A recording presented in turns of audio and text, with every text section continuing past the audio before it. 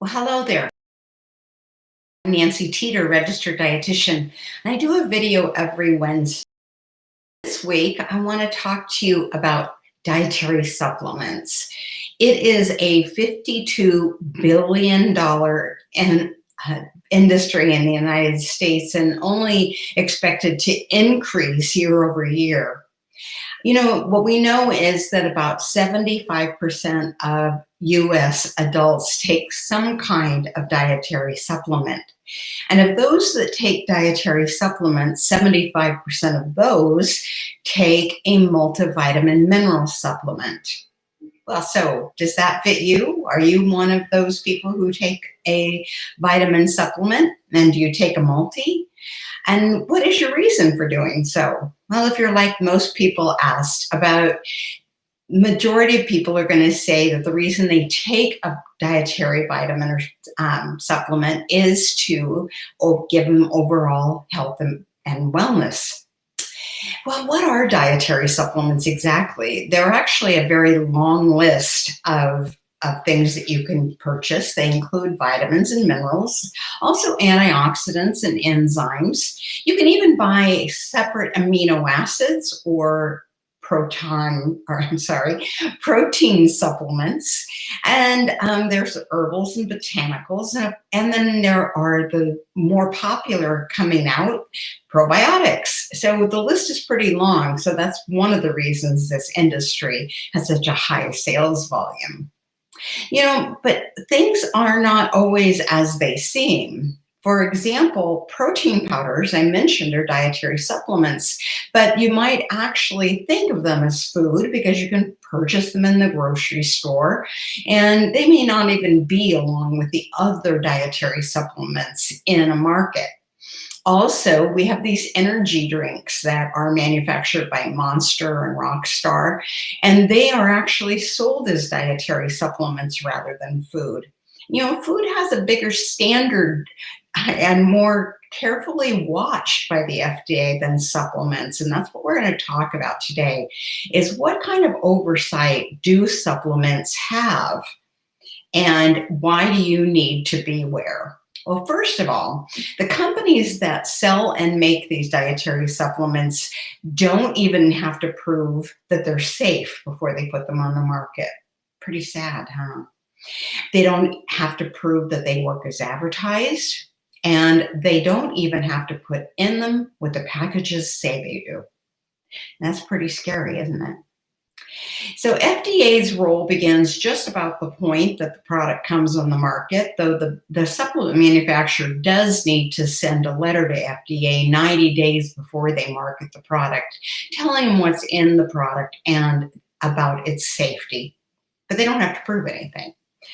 If you want to be more secure in your supplement selections, I recommend you look for a third-party certification. It will appear on the bottle, and it could be one of these four organizations: Consumer Labs, NSF, UL, and probably the largest, USP. If you see any of these certifications on the label, then it means that the manufacturer has voluntarily paid to have their product analyzed. And among the things that these organizations look for is, do the products contain the levels of material that they say they do on the label? Is there anything there that isn't listed on the label? And does the product dissolve in the stomach in a specified period of time? They're probably looking at a lot of other things. So those are the three big important ones for you.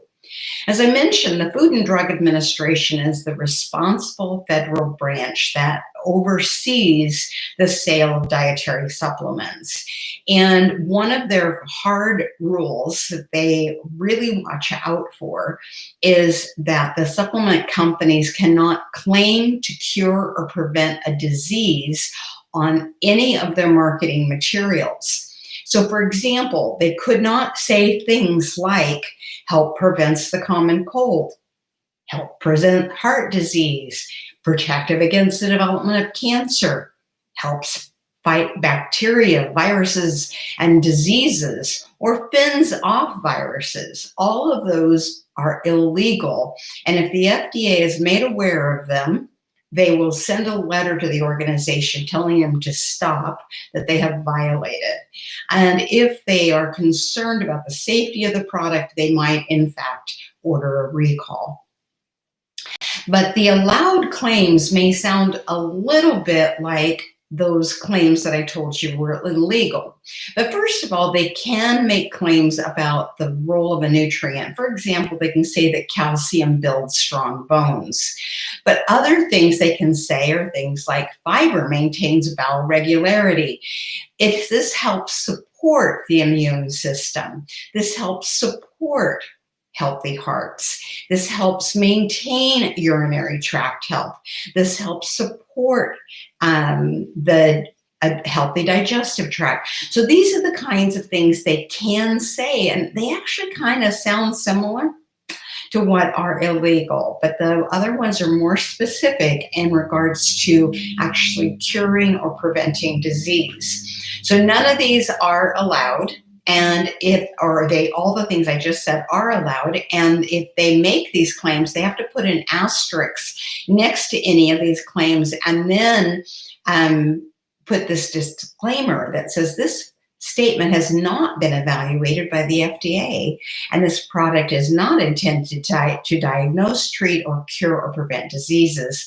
Now, I'm guessing that most people don't really read where the asterisks go to, and if they do, they probably shrug and say, well, so what if the FDA hasn't reviewed this? I mean, they wouldn't say this if it weren't true, but the fact is they don't have to prove any of these statements. You know, one of the things we know is that supplement users have healthier habits in general. People who use supplements tend to have somewhat higher income, maybe in a higher education bracket, and they just maybe exercise, get more sleep, do sleep stress neutralization. And so we don't even know if the supplements help because the supplement helped or because these people already had a higher level of healthy habits.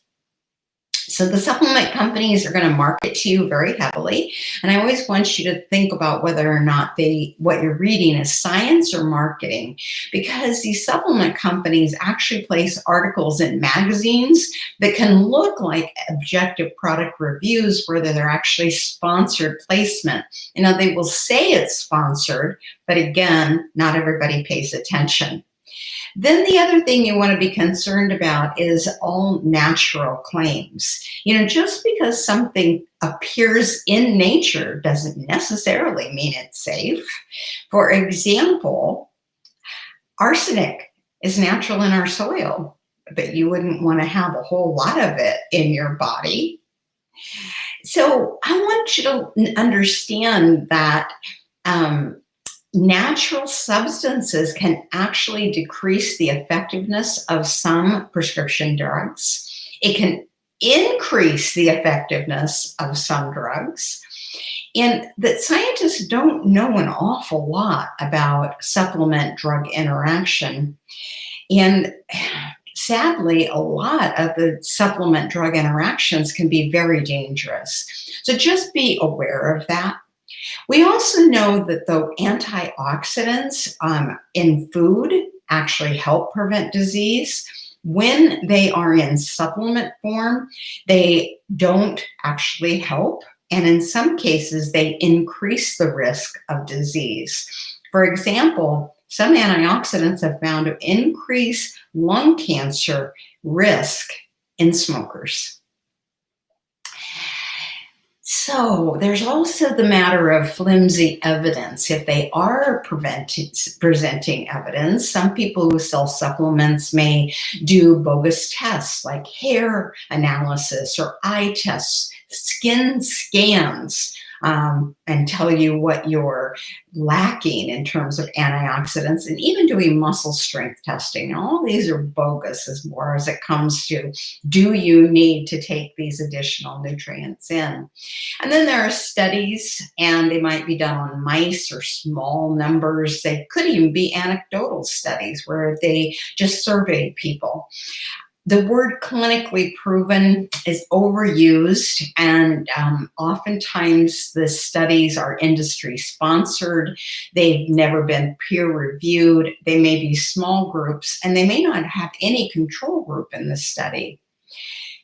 Another thing that people often have a misconception of is that it doesn't really matter how much you take of a water soluble vitamin, that they're not really dangerous. But I want to let you know that there are water soluble vitamins that have an upper limit.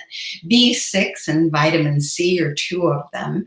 And I encourage you to go to consumerlab.com, and they have a resource for finding the requirement for nutrients. And you can find out if the ones you're taking have upper limits. But what often happens is people are getting the different nutrients from different sources. They may be getting them from a multivitamin, and then perhaps from a B complex, and then perhaps from these energy drinks. And there's just so many ways that you might be getting additional dietary supplements that you could hit an upper tolerable limit on the ones that do have that. And I would just encourage you to really examine what it is you're taking.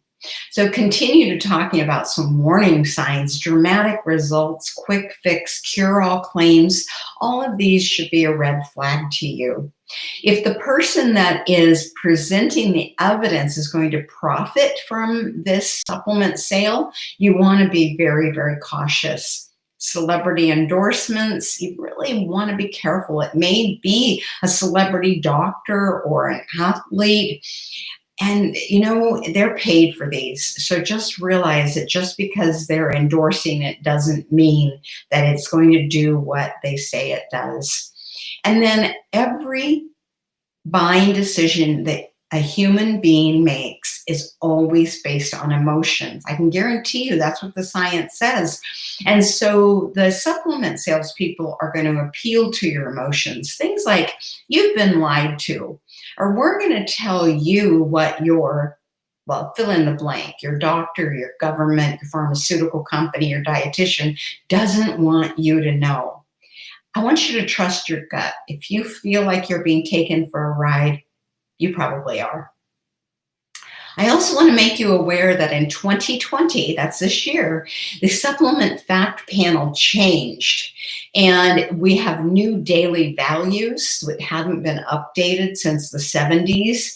And so you're going to see changes in the label. And so what you've always taken may have a higher or lower percent of the daily value than what it had before, even if the actual amount didn't change. You're going to see new measurements of the fat-soluble vitamins A, D, and E. They're now measured in micrograms or milligrams instead of international units. You're going to see folic acid always listed as folic acid. That's a synthetic form of folate. And then it's expressed as dietary folate equivalents. Also, if there's added sugar in the product, you're going to see a line on the supplement fact panel that tells you the grams of added sugar. All right, I'm going to wrap this up and remind you to always think food first. Don't be pill-centric. Instead, think about how you can get your nutrients from foods. Eat mostly plant foods, minimally processed. And if you need help with filling nutritional gaps, meet with a registered dietitian who can look at your dietary habits, your age, your medical conditions, and can actually make qualified recommendations for you. If you have any questions on this subject, please put them in the comments or section, and I will either try to reply or answer your question in a future video. Be well, be happy, and have a great day. Thank you.